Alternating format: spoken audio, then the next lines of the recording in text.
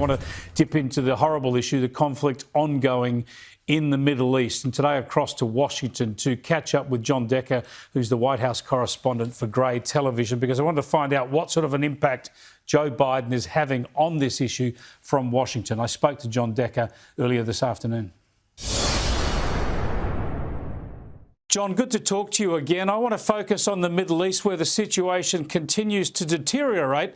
Now, US President Joe Biden is looking very impotent, isn't he? And he's just calling for a ceasefire and having no impact. Well, he's not demanding a ceasefire. He's expressing support for a ceasefire. And these statements, Chris, are not written by political people.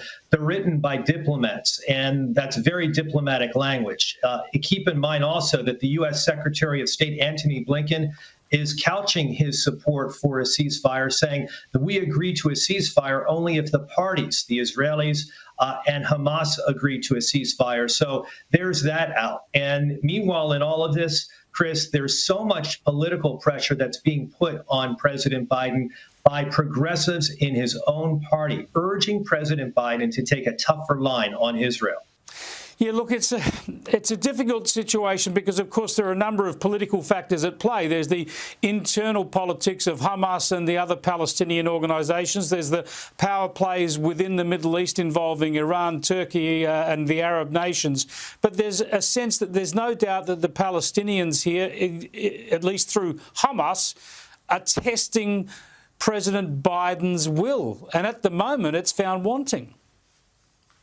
They are testing his will, and what I am told by administration officials is that within the next 72 hours, that will determine the next exactly stage for what this administration may or may not do. And so what really determines it, to a certain extent, are the actions of Prime Minister Netanyahu, whether this incursion in trying to thwart these rocket attacks on Israel's territory continues.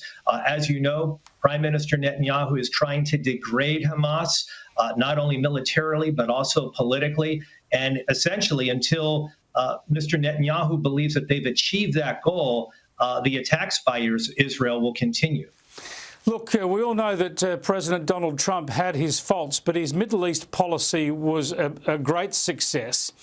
And we've seen Joe Biden reverse some of that. Joe Biden's continued to be strong on China. He's maintained that foreign policy stance. But in the Middle East, he has engaged with Iran again, looking to strike up those settlements with Iran again. And he's also re-established funding to the Palestinian Authority. It would seem that both those moves may be a mistake at this stage. They've only emboldened the Hamas terrorists.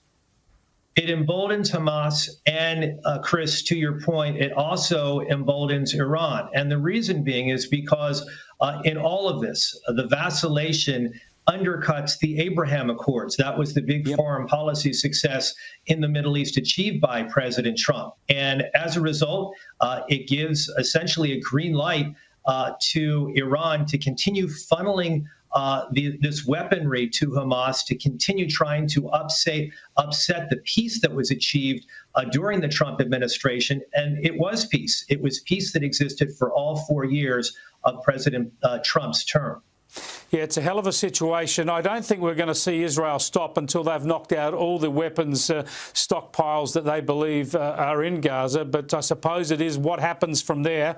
And as you're saying, we wait to see what Joe Biden reveals in coming days.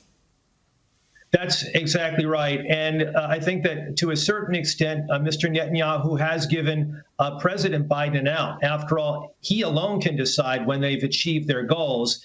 And if that pressure continues to be imposed upon Mr. Netanyahu and his government, he can say within 24 hours, our goals have been met.